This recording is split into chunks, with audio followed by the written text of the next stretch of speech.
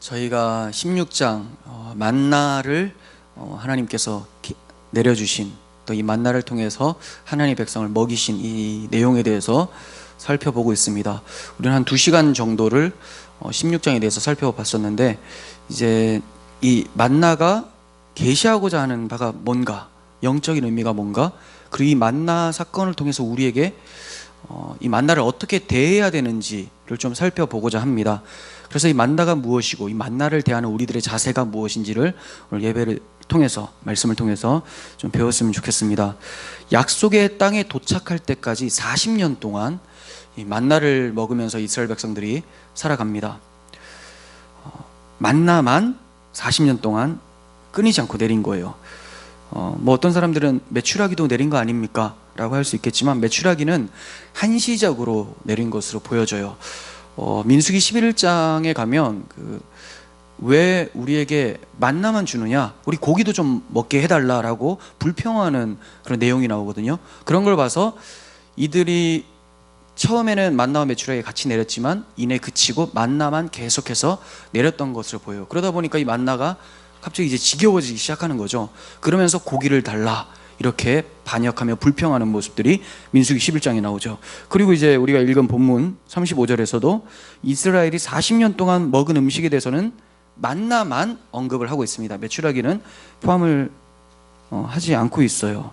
그렇다면 약속의 땅에 도착할 때까지 이스라엘이 걸어갈 수 있는 힘이 되어준 이 만나가 무엇을 의미하고 있을까를 좀 살펴보고자 합니다. 우리 자주 살펴보는 말씀인데, 신명기 8장 3절 한번 봅니다. 너를 낮추시며 너를 줄이게 하시며 또 너도 알지 못하며 내 조상들도 알지 못하던 만나를 내게 먹이신 것은 사람이 떡으로만 사는 것이 아니요. 자, 여기까지 보면 분명히 만나는 떡인데, 그죠? 음식이잖아요. 근데 음식으로만 사는 것이 아니다라고 말씀하시고, 여호와 입에서 나오는 모든 말씀으로 사는 줄을 내가 알게 하려 하심이다 하시면서, 만나를 먹이신 이유가 하나님 말씀으로 사는 것임을 교육하기 위해서다, 이렇게 말씀하고 있죠. 이게 무슨 의미일까요? 만나는 분명히 음식이었는데도 불구하고 이 음식 이거 먹어서 사는 것이 아니라, 육신의 배가 불러서 사는 것이 아니라, 이 만나를 주시면서 하나님께서 몇 가지 규정을 해주셨죠. 뭐 나가서 한 호멜씩 각 사람마다 거두고 하루에 딱 그 양만, 그리고 모두 소진해야 되고, 여섯째 날에는 2호멜씩 거둬라, 일곱째 날은 쉬어야 되기 때문에 그렇다, 이런 법칙이 있었어요. 하나님의 말씀이 있었죠. 그러니까 이 말씀 지킴으로써, 이 말씀을 믿음으로써 사는 것이 광야 생활이다를 알려주시기 위해서 만나를 주신 거예요. 그러니까 만나라고 하는 하늘에서 내려온 이 떡 때문에 사는 것이 아니라, 이걸 통해서 하나님이 너희들이 내 말을 준행하나 안 하나를 내가 보고자 합니다 라는 거죠. 그러니까 성도가, 이제 이스라엘 백성 광야 40년이 성도의 인생이잖아요. 저희들의 모든 삶이에요. 누구에게는 80년, 누구에게는 60년, 누구에게는 뭐 20년, 이렇게 짧을 수가 있죠. 모두가 다 이제 각자의 인생이 있는데, 여기서 뭘로 산다는 것을 말씀하시고자 한다는 거예요. 돈, 명예, 떡, 이런 게 아니라 하나님의 말씀으로 사는 것임을 배우는 기간이 광야 40년, 우리들의 인생이라는 거예요. 굉장히 중요한 의미죠. 우리는 음식이 나를 살릴 것 같아요. 저도 이렇게 설교를 하지만 막상 와닿는 거는 음식이잖아요. 와닿는 거는 돈인 것 같잖아요. 근데 우리가 마음은 이렇게 빼앗기지만 이 예배가 있으므로 다시 한번 말씀이 중요하다는 것을 알게 되죠. 그러니까 우리는 정말 예배 없으면, 하나님의 말씀이 없으면 금방 세속으로 돌아가는 그런 부족한 사람들이에요. 그래서 모이기를 힘써야 되고, 주의 말씀을 경청하면서 이제 세속으로 향해서 내 마음을 다시 한번 하나님께로 끌어오는 것이 우리들의 예배인 거죠. 하나님께서는 우리들의 인생 속에서 하나님 말씀으로 사는 것임을 가르치기 위해서 이 인생을 이끌어가고 계신다는 것을 좀 아셨으면 좋겠어요. 그러니까 만나가 가리키고자 하는 것이 무엇입니까? 떡이 아닙니다. 그건 육적 해석이에요. 영적 해석은 만나를 통해 만나를 내리시면서 말씀하신 하나님의 말씀, 이게 만나의 의미예요. 하나님의 말씀. 하나님의 말씀이면 다르게 표현하면 예수 그리스도죠. 말씀이 육신이 되어 우리 가운데 거하심에 라고 하면서 태초에 말씀이 계셨던 그 말씀이셨던 그 예수님이 우리에게 오셨죠. 그러니까 예수님은 보이는 말씀이에요. 보이는 말씀께서 우리에게 정말 입을 열어서 또 가르쳐 주심으로 말씀을 주셨어요. 그러니까 성도들의 삶은 온통 말씀으로만 도배되어 있어요. 예수 그리스도를 의지하십시오라는 말은 뭡니까? 하나님의 말씀을 굳게 믿고 의지하십시오, 이 얘기죠. 그래서 제가 만나의 의미, 이 예수 그리스도 그리고 말씀이라고 했는데 이걸 같이 적용시켜 가시면서 들으시면 좋을 것 같아요. 그러니까 제가 어떨 때는 만나를 하나님 말씀으로 표현할 거고 어떨 때는 예수 그리스도라고 표현할 텐데 두 가지가 다 적용이 가능합니다. 그런데 이 두 가지를 다 적용하려면 시간이 2배나 들어요. 왜냐하면 똑같은 설교를 했는데 말씀으로 한번 해석하고 또 예수 그리스도로 해석을 하려면 적용을 하려면 시간이 2배나 드니까 여러분들이 오늘 들으시는 것을 이쪽으로도 말씀으로도 대입해 보시고 그리스도로도 대입해 보시면 풍성한 은혜가 있을 줄을 믿습니다. 중간중간에 제가 조금씩 대입은 해드리겠습니다. 첫 번째, 이 만나가 무엇을 예표하는가에 대해서 좀 살펴보고 그리고 나서 이 만나에 대한 내용이 우리에게 교훈하는 바가 무엇인지를 좀 살펴보고자 합니다. 먼저는 만나는 초자연적인 산물이에요. 초자연적인 산물. 초자연적이라는 말은 이 세상의 꽤 아니라는 거죠.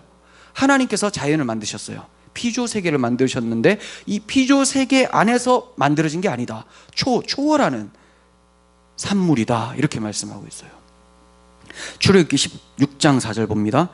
그때 여호와께서 모세에게 이르시되 보라, 내가 너희를 위하여 하늘에서 양식을 비같이 내리리니, 이렇게 얘기하시죠. 하늘에서 양식을 비같이, 땅에서 내려오는 게 아니에요. 또 어떤 사람들은 아니 비도 이제 이 땅에 있는 그 수증기가 이제 올라가서 구름이 되고 또 내려오고 이런 것처럼 여기서 하늘에서 내린다고 해서 어떻게 다 초자연적인 겁니까? 라고 할 수가 있겠죠. 비도 하늘에서 내리지만 자연적인 거니까. 하지만 이들이 아예 이것에 대해서 알지를 못하는 그런 표현을 합니다. 이게 이제 보세요. 16장 15절 상반부인데 이스라엘 자손이 보고 그것이 무엇인지 알지 못하여 이르되 이것이 무엇이냐, 이렇게 얘기해요. 비를 보고는 이것이 무엇이냐라고 하지 않죠. 그러니까 이거는 자신들도 처음 느끼고, 그리고 신명기 8장에서도 주님께서 말씀하시기를, 모세를 통해서 말씀하시기를 내 조상도 알지 못하고, 이거 들었었죠 아까. 너도 알지 못하고 아무도 알지 못하는 만나라고 했어요. 그러니까 이들에게는 알 수 있는 지식이 없는 거예요. 이 만나에 대해서는 초자연적으로 하나님께서 하늘에서 내려주신 거라는 것을 알게 되죠. 인간이 제조한 것이 아닙니다. 만나는 애굽에서 가지고 나온 음식도 아니에요. 하늘에서 내려왔어요. 생각해 보십시오. 200만 명이에요. 약 200만 명. 40년 동안 쉬지 않고 이 숫자를, 인원을 먹일 수 있는 양을 도대체 어디서 만든다는 거예요. 이거 그냥 어디 정착해서 경작해도 이 정도 나오기는 어려운데 광야에서 200만 명을 40년 동안 먹이는 양이 떨어지고 있다는 거예요. 한 오멜이 2리터인데 거의 정확히는 2.3리터예요. 근데 2리터라고 봤을 때 200만 오멜이잖아요. 200만 오멜 4,500톤이에요. 4,500톤. 이것이 초자연적으로 떨어지고 있고 인간이 어떤 힘으로 만들어낸 것이 아니다. 하나님께서 내려주시지 않으면 구할 수 없는 것이다라는 것을 말씀하고 있죠. 하나님 말씀도 이와 같아요. 그리스도도 이와 같습니다. 자, 이 두 가지 같이 생각해서 적용해 보세요. 하나님 말씀도 예수 그리스도도 이와 같습니다. 거룩한 성령의 영감을 받은 하나님의 말씀, 성경이죠. 하나님의 말씀, 성경도 초자연적이에요. 성령의 영감이죠. 인간이 만들어낼 수 있는 영역이 아니라는 거예요. 또한 성도의 인생 속에서 끊이지 않고 공급해 주시는 생명 양식이 바로 하나님의 말씀이죠. 그 어떤 누가 우리에게 힘을 주기 위해서 끊이지 않고 말씀을 기록하겠습니까? 자기들의 어떤 소설을 통해서 끊이지 않고 우리들의 인생뿐만이 아니라 우리 후대의 인생까지도 책임지고 끊이지 않고 글을 작성할 수 있겠습니까? 하나님밖에 없어요. 하나님의 말씀은 계속 작성되어지는 것이 아니라 작성되어진 이 말씀이 끊이지 않고 모든 세대에 아울러서 적용되어지고 있다는 거죠. 예수 그리스도도 마찬가지죠. 예수 그리스도는 초자연적이신 분이에요. 이 땅에서 인간의 몸으로 나셨지만 인간의 힘을 빌려서 또 인간의 죄악된 유전자를 가지고 나오시는 분이 아니라 하나님의 아들로서 이 땅에 오신 거죠. 초자연적입니다. 그리고 이분은 우리 성도의 인생 동안 끊이지 않고 우리와 동행하고 계세요. 우리가 죽으면 끝나시나요? 그게 아니죠. 우리 후대에도 여전히 동일하게 동행해 주시는 예수님, 우리는 만나를 통해서 예수 그리스도 하나님의 말씀을 보게 됩니다. 또 하나는 만나의 이름이에요. 아까 좀 전에 살펴봤었던 15절 상반부인데 이들이 만나를 보고 이게 무엇이냐라고 얘기를 해요. 이게 무엇이냐? 히브리어로 만이라고 하는 게 만나입니다. 그대로 뭐 히브리어 음역을 그대로 한 거예요. 만인데 무엇이란 뜻이에요. 무엇. 그러니까 이들이 봤을 때는 이게 아무리 봐도 떡도 아니고 밀가루도 아니고 이게 뭔가 이런 생각이 드는 거죠. 이것과 마찬가지로 그리스도도 사람들에게 이해되지 않으시는 분이에요. 인간의 제한적 지식 체계로는 예수님이 이해가 안 됩니다. 하나님 말씀도 마찬가지예요.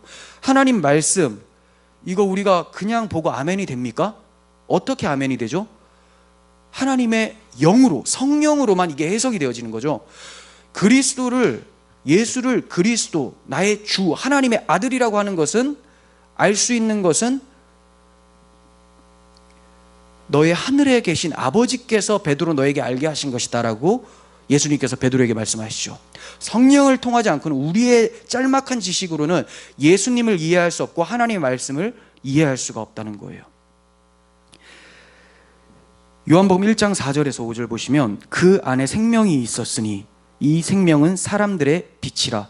빛이 어둠에 비치되 어둠이 깨닫지 못하더라 라고 합니다.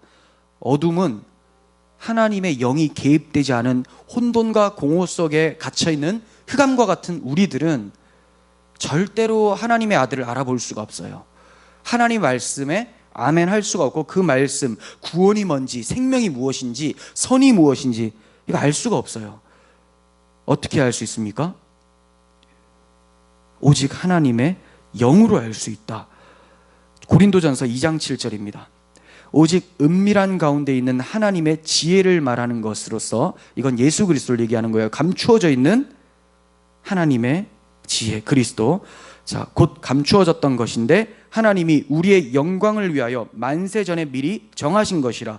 이 지혜는 이 세상의 통치자들이 한 사람도 알지 못하였으니 아무도 몰랐어요. 그래서 그 동방 박사들이 왔을 때 다들 예수를 잡아 죽이려고 오히려 노력을 하죠. 아무도 모릅니다. 만일 알았다면 영광의 주를 십자가에 못 박지 아니하였으리라. 11절 사람의 일을 사람의 속에 있는 영 외에는 누가 알리요? 이와 같이 하나님의 일도 하나님의 영 외에는 아무도 알 수가 없다. 하나님의 영 외에는 알 수가 없다. 그러니까 이들이 만나를 보고 이게 뭐냐라고 하죠. 우리도 예수를 딱 처음에 봤을 때 성령의 은혜가 없으면 저가 누군가, 나사렛 예수, 목수의 아들 아닌가 이렇게 얘기하지 않겠어요? 근데 우리가 어떻게 예수를 주와 그리스도로 지금 믿고 있느냐? 우리 하나님께서 성령을 보내주셔서 우리 마음 가운데 이분을 이해할 수 있도록 만들으셨다는 거예요. 말로 다 표현할 수는 없죠. 근데 마음으로는 이분을 이해하고 이분이 나의 그리스도고 주라는 것을 알고 섬기고 살 수 있게 만드셨다는 거죠.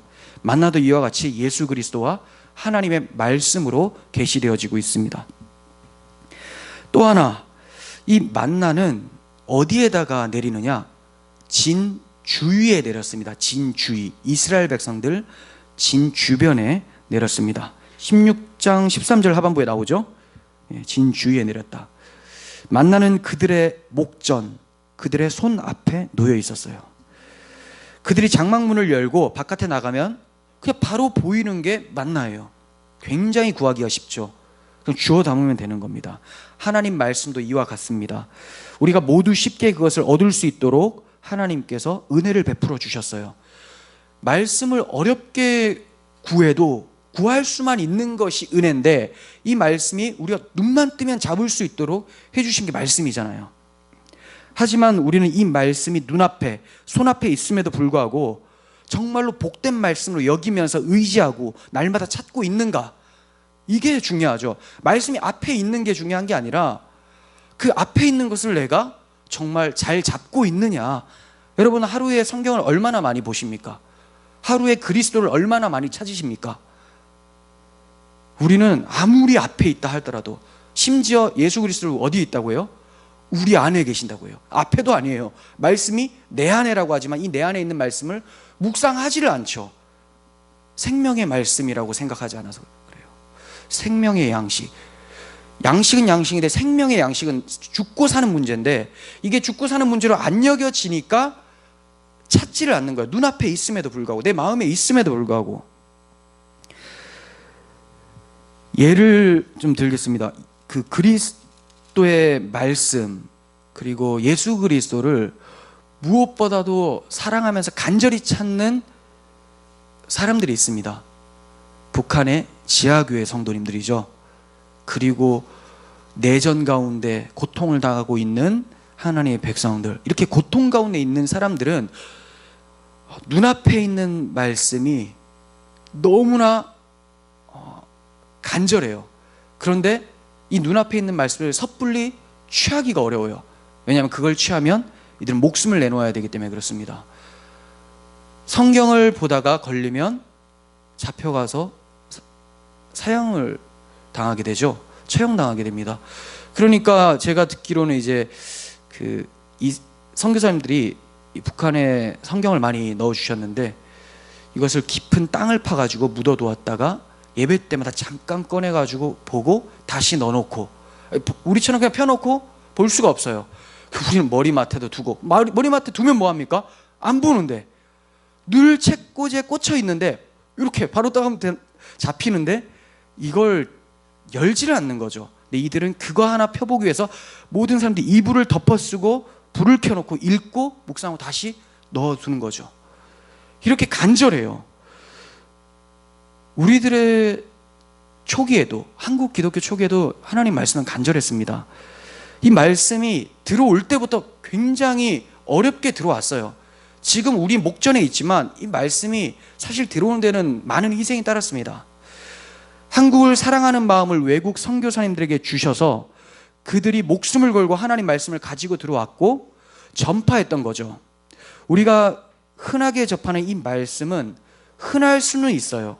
하지만 거저 들어온 건 아니에요. 흔하죠. 말씀 흔하죠. 성경책 어디서든지 구할 수 있잖아요. 흔합니다. 하지만 공짜로 얻어진 건 아니에요. 물론 나는 희생이 없었죠. 근데 많은 선교사님들의 희생이 있고 한국에 들어온 거예요. 하나님께서는 우리 또한 이런 희생에 동참하기를 원하세요. 다른 말씀이 없는 곳에 우리가 그러한 선교사님들처럼 말씀 가지고 나아가기를 원하신다는 거예요. 그러기 위해서는 이 말씀을 먼저 사랑해야죠. 이 말씀이 눈앞에 있으면 그걸 잡기를 간절히 원해야 되겠죠. 성경은 몇만 원이면 살 수가 있어요.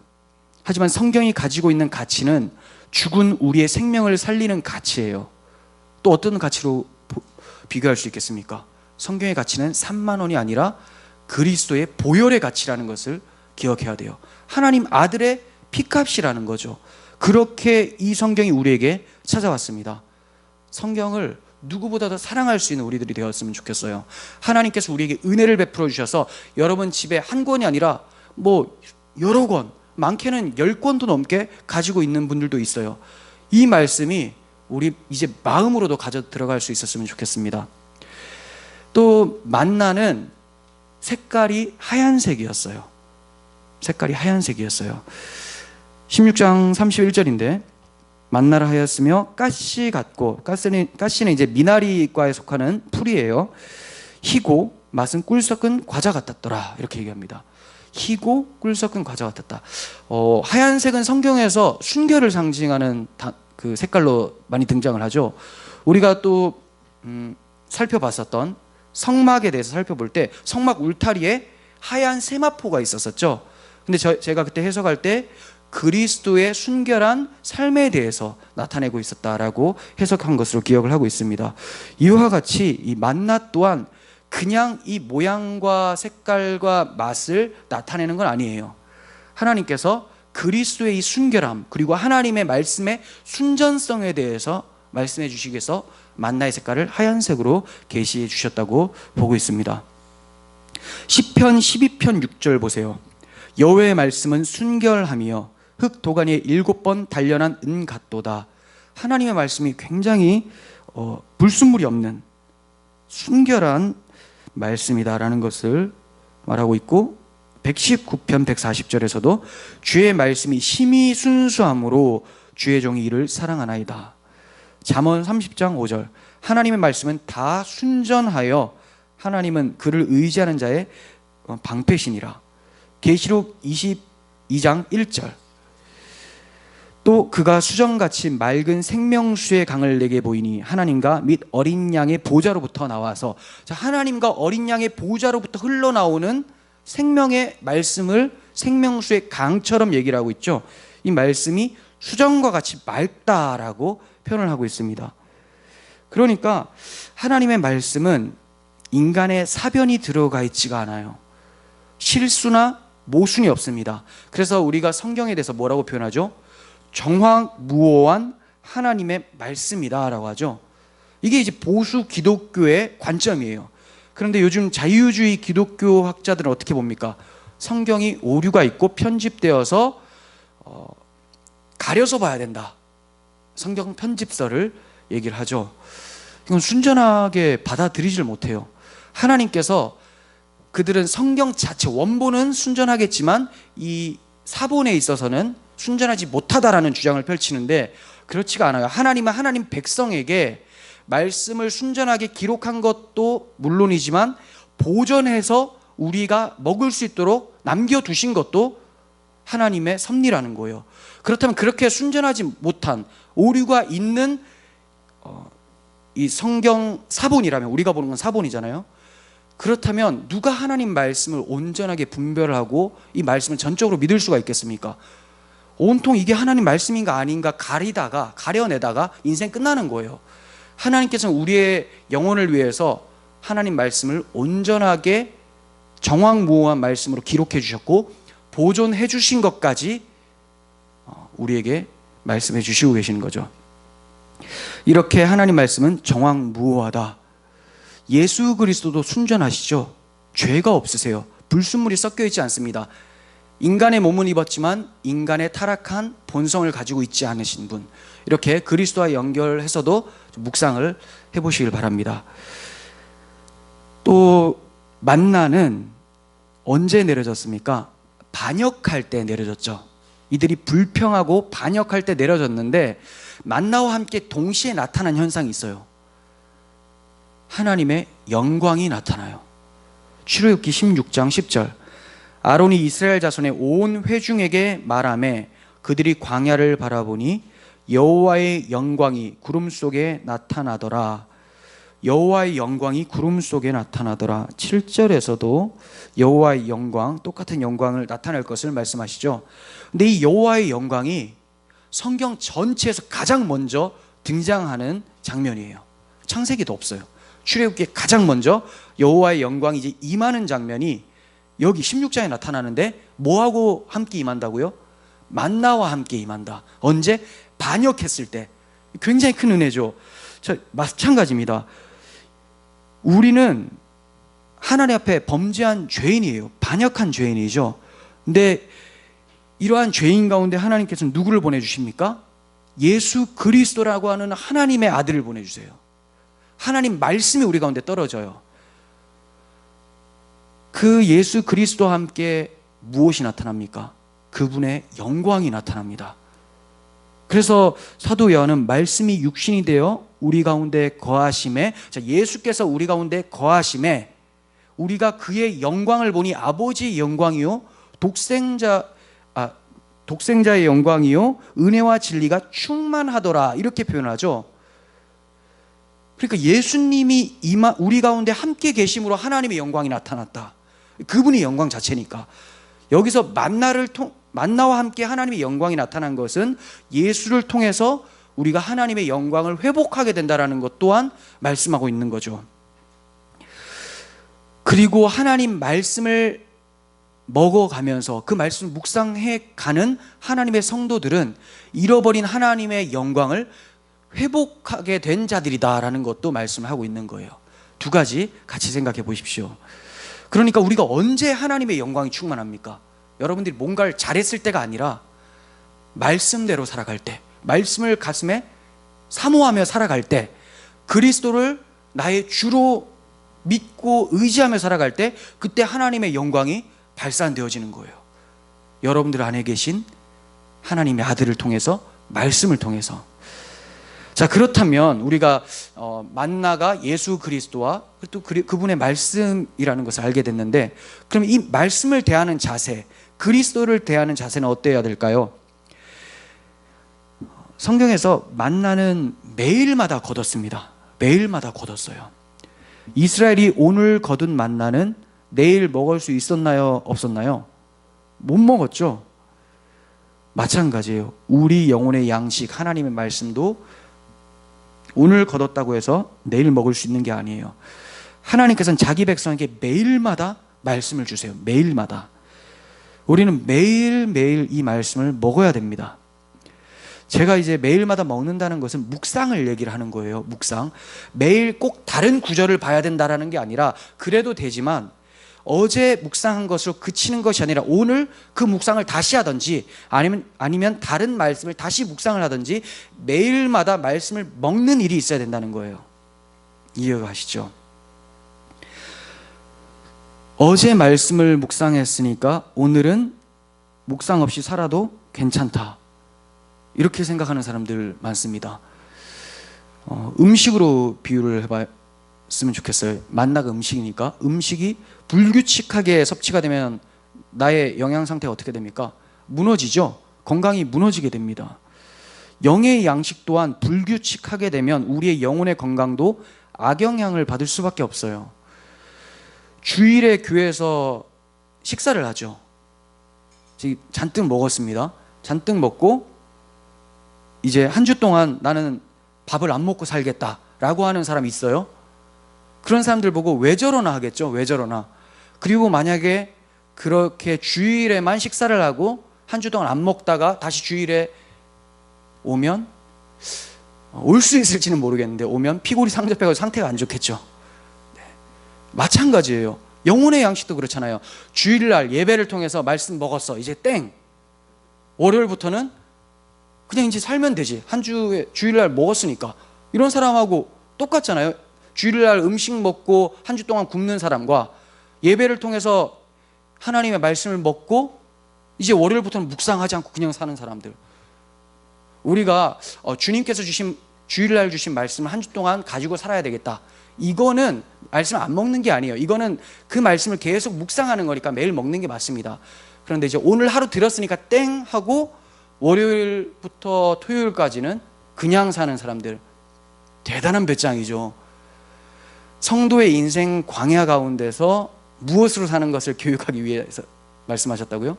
하나님의 입에서 나오는 말씀으로 사는 것을 교육하기 위해서 만나를 내리셨는데 7일 중에 하루는 먹고 6일은 안 먹어요.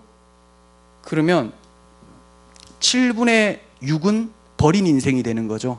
7분의 6은 버린 인생이 되는 거예요. 우린 매일같이 주의 말씀을 묵상했으면 좋겠어요. 가장 우리가 또 많이 묵상해야 될 것은 주일날 우리 모든 공동체 성도들 가운데 함께 해주시는 설교 말씀이겠지만, 여러분들 생활 가운데서도 매일같이 묵상하셔야 돼요. 주일의 말씀을 묵상하셔도 되고, 또 매일같이 성경을 보심으로써 또 영양분을 섭취해야죠. 뭐 반찬을 한 가지만 먹는 거 아니잖아요. 목사님이 설교한 말씀도 먹어야 되지만 여러분들에게 또 직접 요리해 주시는 성령님의 도우심도 구하면서 매일마다 먹어야 되겠죠. 참 우리는 바쁜 일들이 많습니다. 하지만 그러한 일로 인해서 하나님 말씀 먹는 일을 간과해서는 안 돼요. 꼭 많은 시간을 들여서 말씀을 묵상하라는 게 아니에요. 많은 시간보다 온전한 말씀으로 온전한 마음으로 하나님 말씀을 대하는 것이 중요한 거예요. 시간도 늘면 좋죠. 근데 뭐가 중요하다고요? 온전한 마음. 이 말씀을 볼 때 자, 빨리 읽고 치워야지. 시간 없으니까. 이러면 그거 왜 읽어요? 급하게 먹으면 어떻게 됩니까? 체하죠. 이거 소화 못해서 토해냅니다. 영혼의 살이 안 쪄요. 온전한 마음으로 이 말씀에 내가 순종하겠고 하나님 나에게 이 말씀을 통해서 무엇을 계시하시는가, 이거 간절한 마음으로 받아 먹으시라는 거예요. 이렇게 우리가 온전한 마음으로 매일 하나님 말씀을 먹음으로써 나머지 일들도 할 수 있는 힘이 우리 가운데 생겨나게 되는 것입니다. 그리고 만나를 거두는 때가 있었습니다. 언제였죠? 언제 만나를 거둡니까? 아침에 거뒀어요. 아침은 다른 것에 마음을 빼앗길 그런 위험이 적은 시간이죠. 그냥 일어나면 가장 먼저 이스라엘 백성들은 만나부터 거뒀어요. 만나부터. 우리가 이른 아침에 하나님 말씀을 묵상하지 않고 시간 날 때 말씀을 묵상하겠다, 이렇게 생각하는 사람들이 많이 있습니다.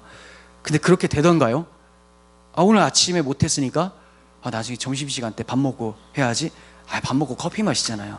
밥 먹고 회사원 동료들하고 잡담 나누잖아요. 안 돼요, 안 돼. 그게 어렵습니다. 정말 그렇게 하려면 여러분 알람 해놓으세요. 알람. 그래서 딱 그 시간 딱 되면 화장실에 문 닫고 들어가서 보십시오. 제가 예전에 헬스장에서 트레이너 할 때 딱 시간 알람 정해놓고 그렇게 중간에 들어가서 기도하거나 이제 말씀을 봤었거든요. 그거 아니면 까먹습니다. 워낙 우리 마음을 혼잡하게 하는 일들이 참 많아요. 그래서 아침이 가장 좋은 시간이라는 거죠. 이들이 딱 일어나면 뭐부터 구합니까? 만나부터. 우리도 딱 일어나면 말씀부터 구해야 되는 거죠. 우리가 하는 일이 많아서이기도 하지만 사탄이 하나님 말씀에 집중하지 못하도록 많은 일들과 우리 마음을 혼란스럽게 만들어내기도 해요. 그러니까 우리는 최대한 이 유혹이 없는 아침 시간을 공략을 해야 되는 거죠.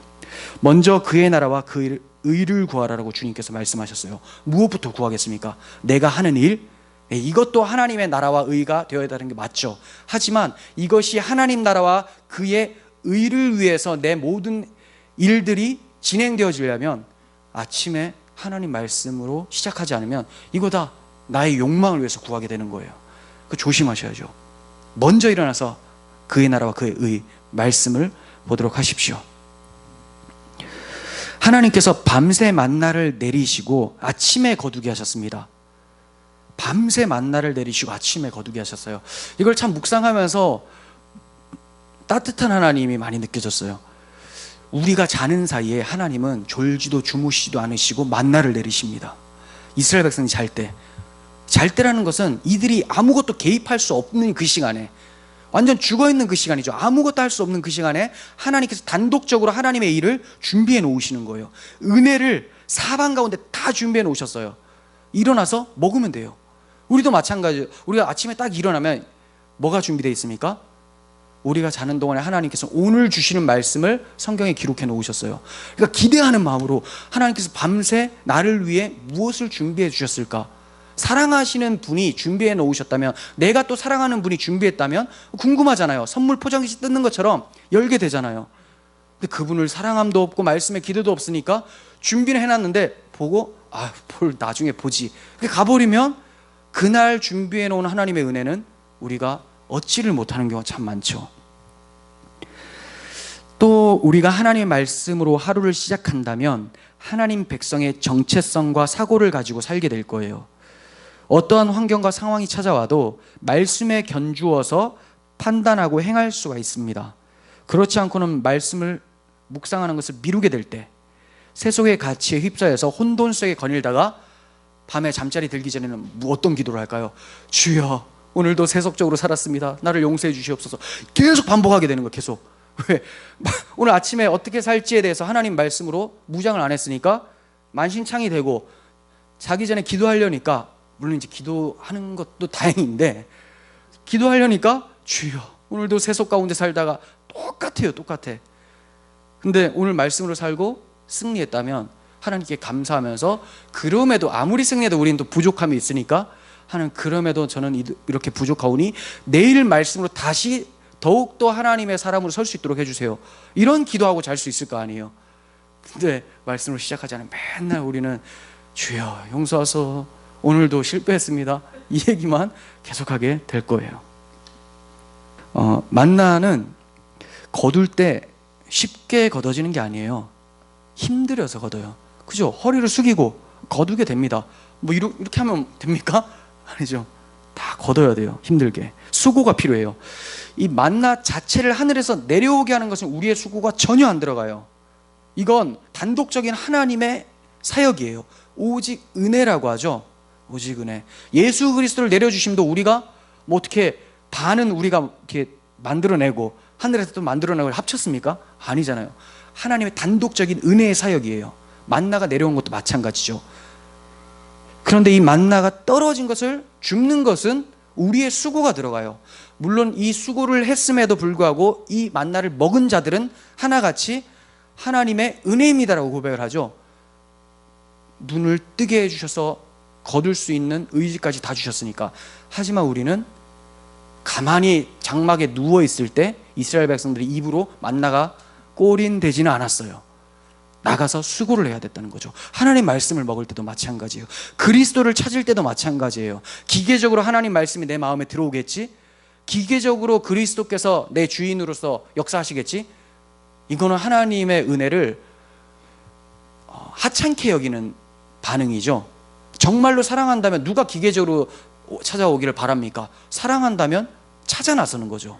이거예요. 하나님 은혜를 찾아 나서십시오. 하나님 말씀을 수고스럽게 보십시오. 그럴 때 그 수고가 무의미해질 정도로 하나님의 은혜가 풍성하게 다가와서 하나님, 나는 수고하지 않고 먹었습니다라고 고백하게 될 거예요.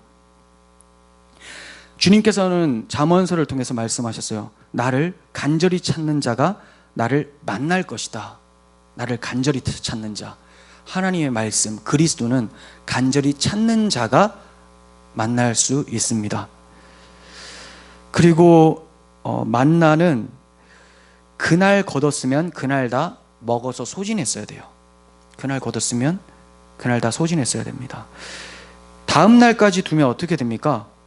썩어버리죠. 이처럼 우리는 하나님 말씀을 저장해 놓기 위해서 먹는 게 아니에요. 이게 무슨 말이냐면, 내가 지식 쌓기 위해서, 남들한테 자랑하기 위해서 말씀 먹는 거 아니라는 거예요. 그리고 남들한테 나 이거 몇 장까지 봤다, 이거 얘기하기 위해서 먹는 게 아니죠. 소진하라고 했어요. 말씀은 소진하는 게 뭐예요? 만나를 소진하는 게 뭡니까? 먹고 체화되는 거죠. 내 양식이 되어서 몸이 되는 거예요. 여러분, 이 말씀 보실 때 말씀을 묵상했잖아요. 그러면 이것이 내 것이 될 수 있도록 살아내십시오. 오늘 하루 온전히 말씀대로 살아가셔서 완전히 이 말씀이 주는 힘을 다 소진하세요.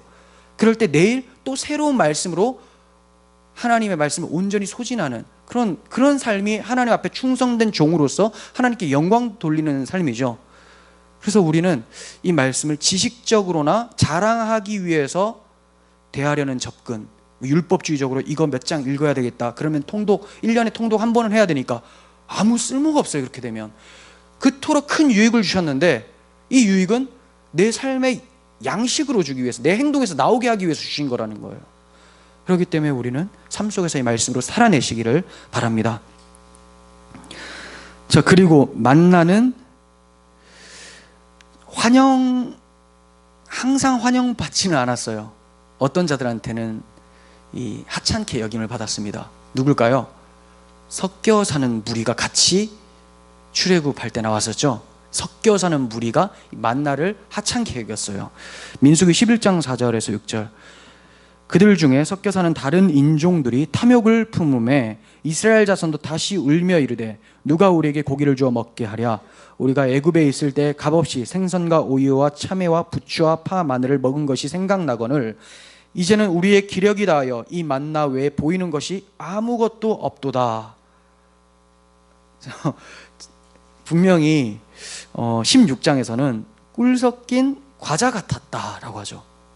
처음에 하나님 말씀을 접하니까 너무 좋은 거예요. 그리스도 처음 만났을 때 어땠습니까? 사랑스럽죠. 막 이분이 나의 주님이 되시다니 이게 너무 감사해요. 말씀도 처음에는 막 달고 오묘해요. 근데 이 섞여 사는 무리, 우리 마음 가운데 탐욕이 막 찾아오기 시작해요. 이 섞여 사는 무리의 특징이 뭐죠? 섞여 사는 다른 인종들이 탐욕을 품음에, 탐욕을 품으니까 만나가 하찮게 여겨서 하는 말이 고기 좀 달라고, 고기 다른 것도 좀 먹자. 그리고 우리 눈에 만나밖에 안 보인다. 와, 지루해 죽겠다, 질려 죽겠다, 이런 얘기를 하는 거예요. 얼마나 악합니까? 그 전에는 먹을 것이 없어서 불평했는데 이제는 배가 부른 거예요. 내가 골라서 먹겠다는 거예요. 아니에요. 하나님 백성은 하나님이 주는 거를 먹는 거예요. 다른 거 먹었다가 탈납니다. 우리는 양 같아서 내가 뭘 먹어야 될지 몰라요. 목자가 주는 풀 먹어야지 자기가 알아서 먹다가 독버섯 먹다가 죽습니다. 그러니까 하나님이 주시는 그 만나만을 가치 있게 여겨야 돼요. 근데 이 왜 만나가, 이 그리스도가, 두 가지 다 설명하고 싶은데 여러분 해석하세요. 다 해석이 됩니다. 왜 갑자기 나한테 하찮게 여겨질까요? 그리스도가 나의 주인 같지가 않고 하나님 말씀이 나에게 생명 양식처럼 안 느껴져요. 왜 그런가? 탐욕 때문에 그래요. 교회 안에서도 이런 사람들이 있습니다. 탐욕을 가득 품고 있는 사람, 유사 그리스도인. 꼭 그런 사람들 뿐만이 아니라 우리 마음 가운데도 다 장착되어 있는 것이 있죠. 옛 습관이 있기 때문에 이 탐욕스러운 우리 죄의 본성이 몸에 가득 차 있습니다. 그러다 보니까 하나님 말씀을 탐욕적으로, 탐욕을 가지고 말씀을 대하니까 섞여 사는 무리와 같은 반응을 하게 돼요. 이제 하나님 말씀이 지겨운 거예요. 분명 이 사람들은 이 말씀 표면적으로는 굉장히 소중히 여기는 것처럼 생각해요. 그래서 말씀을 늘 꼭 끼고 다니고 성경도 좋은 거 골라서 막 해설 있는 것도 쓰고 여백 있는 노트도 막 사고 별의별 성경을 다 삽니다. 꼭 저를 말하는 것 같아요. 성경을 각색으로 막 다 사요. 근데 중요한 거는 이 사람들이 성경을 볼 때 뭘로 본다고요? 탐욕으로 보다 보니까 여기서 내 육체의 욕망을 채워줄 말씀 한번 찾아보리라 하면서 봐요.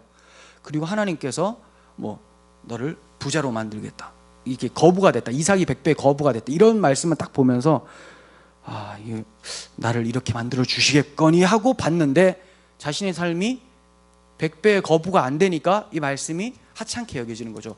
탐욕을 채워주지 못하니까 이 말씀을 하찮게 여겨 만나 취급을 하는 거예요. 이제 그전에는 꿀 섞인 과자 같았는데 우리도 마찬가지예요.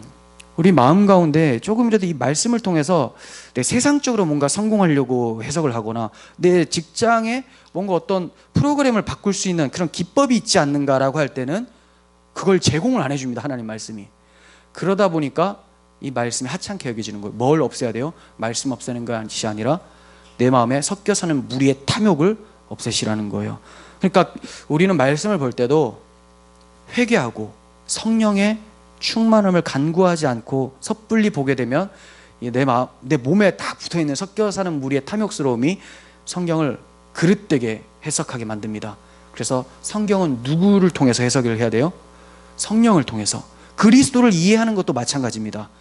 그리스도께서 나의 어떠한 주인인가, 이거 생각할 때도 성령의 도우심으로 해석을 해야 돼요. 아까 우리가 살펴봤죠. 만나는 인간의 짤막한 지식으로, 타락한 지식으로는 이해가 안 돼요. 이것이 무엇이냐라고 하는 거죠. 성령께서는 그걸 알려주세요. 그렇게 성령의 도우심을 받으면서 겸손함으로 하나님 말씀을 대했으면 좋겠습니다. 그리고 우리는 이 만나를 보존하시는 하나님을 보게 돼요. 16장 33절.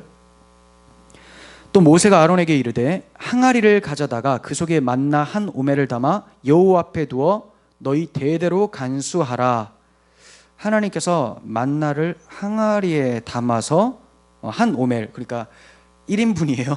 1인분 담아서 딱 항아리에 넣어서 되도록 간수하라 이랬어요. 하나님의 하나님께서 주신 양식 만나를 항아리에 담아서 어디에 두냐면 성경에서는 법궤 속에 간수하라라고 해요. 법궤 속에. 증거판 앞에 둬라라고 또 얘기를 하죠. 16장인가요? 거기서 증거판 앞에 둬라. 증거판이라는 것은 십계명. 이제 앞으로 하나님께서 이제 주시는 그 십계명 두 돌판 앞에 두라. 근데 그 두 돌판이 어디에 놓입니까? 법궤 안에 만나 담은 항아리, 두 돌판, 아론의 쌍난 지팡이가 싹 들어가요. 여기 같이 두라는 거예요. 히브리서 9장 4절 한번 볼게요. 금향로와 사면에 금으로 싼 언약궤가 있고 그 안에 만나 담은 금 항아리와 아론의 쌍난 지팡이와 언약의 돌판들이 있고 이렇게 얘기합니다. 그러니까 항아리도 금 항아리였던 것 같아요. 이들이 옛날에 이거 다 뽑아가지고 그 금송아지 만들잖아요. 그러기 전에 하나님께서는 미리 이제 금 항아리 만들라. 성막에 도움되도록 이거 가지고 왔더니 엉뚱한 데 쓰는 이런 사람들 보게 되죠. 자, 이렇게 금 항아리에 만나를 담으라. 근데 이상한 거는 이제 왜 담게 하느냐? 이후에 후손들한테 하나님께서 어떻게 역사하셨는지, 광야 생활 가운데 너희 조상들이 이 만나를 하나님께서 주심으로 먹여 살리셨다, 이걸 알려주시기 위해서 보존하라는 거예요. 그죠? 그리고 여호와의 말씀으로 사는 줄을 알게 하기 위해서 후대에 남겨두기 위해서 그 항아리 안에 담아두라고 합니다. 그런데 장막 안에서는 하루밖에 안 가잖아요. 금방 썩어버리는데 성막의 언약궤 안에 그 금 항아리 안에 있는 만나는 40년이 넘도록 보존이 돼요. 40년 후에 후대를 위해서 주는 거니까 놀랍지 않습니까? 이걸 보면서 어떤 생각을 하게 됩니까? 우리는 하나님 말씀을 먹으면서 우리 인생을 삽니다. 하지만 우리들은 세상을 떠나서 아버지께로 가게 돼요. 말씀을 열심히 먹고 살았던 우리들은 결국은 이 세상을 떠나서 아버지 품으로 가게 돼요. 하지만 우리에게 먹이셨던 그 말씀, 그 그리스도는 우리 후손들에게 주시기 위해서 하나님께서 성경을 통해 보존해 주신다는 거예요. 성경을 통해. 나는 죽으나 하나님 말씀은 세세토록 영원히 있죠. 세세토록. 우리 자녀들에게 여러분들이 돈이나 명예, 지식 등을 유산으로 주는 자들이 되어서는 안 돼요. 그것도 물려줄 수가 있죠. 근데 그거는 우리들의 초점이 아니에요. 신앙인들의 초점은 성경을 물려주는 겁니다. 하나님 말씀을. 그래서 하나님께서도 항아리에 담아서 후손들한테 이거 가르치라라고 했잖아요. 여러분들 양손에 뭐 들고 집에 들어가시겠어요? 얘들아 아빠 왔다라고 할 때 양손은 이제 은유적 표현이에요. 뭘 들고 들어갑니까? 항상 하나님 말씀을 가지고 들어가서 아이들한테 교육하는 여러분들이 되었으면 좋겠어요. 가장의 역할이 정말 중요합니다. 모든 부모들이 이러한 역할을 해야 되지만 특히 가장이 중요해요. 왜냐하면 이 만나를 거둘 때는 가족의 대표가 나와서 거뒀죠. 그리고 가지고 들어간 것을 자식들과 아내들에게 같이 먹었습니다.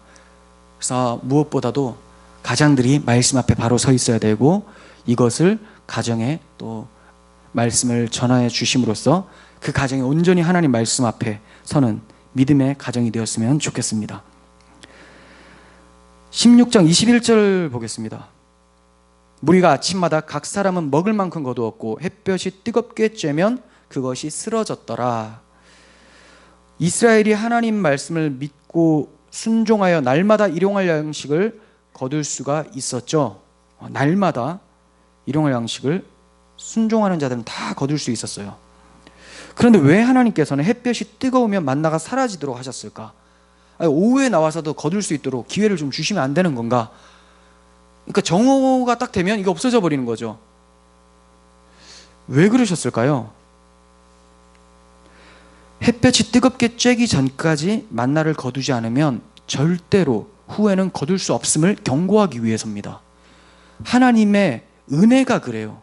하나님의 은혜를 사모하는 마음으로 열심으로 나아가는 자들에게는 그 은혜가 임합니다. 하지만 하나님의 은혜를 기적적으로 또 항상 영원히 임하는 것으로 생각하는 자들, 이런 사람들에게는 은혜가 임하지를 않아요. 은혜가 임하는 때에 하나님의 은혜를 사모해서 나아가지 않는 자에게는 결국 그 은혜가 전달이 되지 않습니다.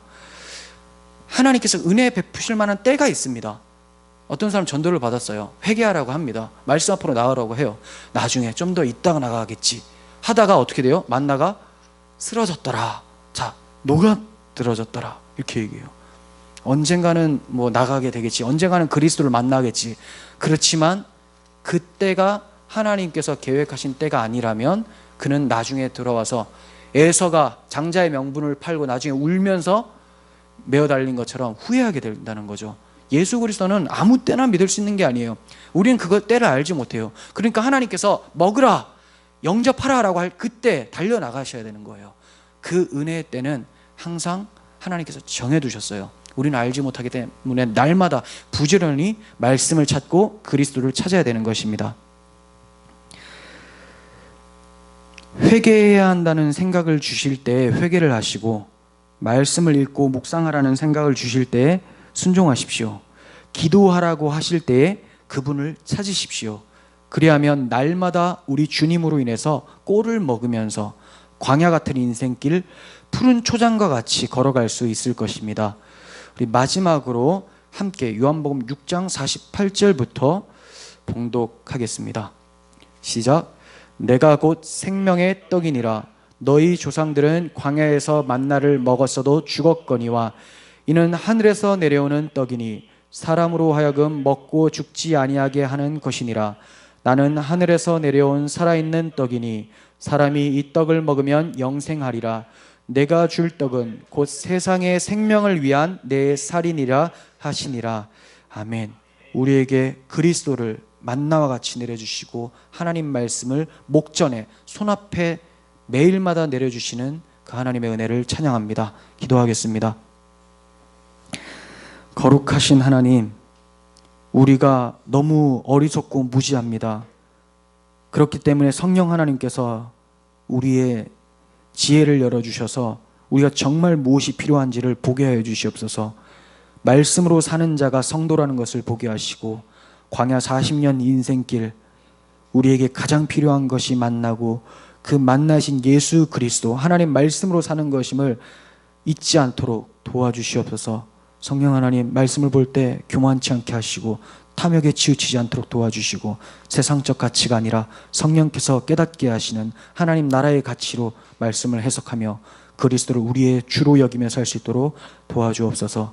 우리에게 생명의 양식 주신 하나님께 감사드리며 예수님의 이름으로 기도합니다. 아멘.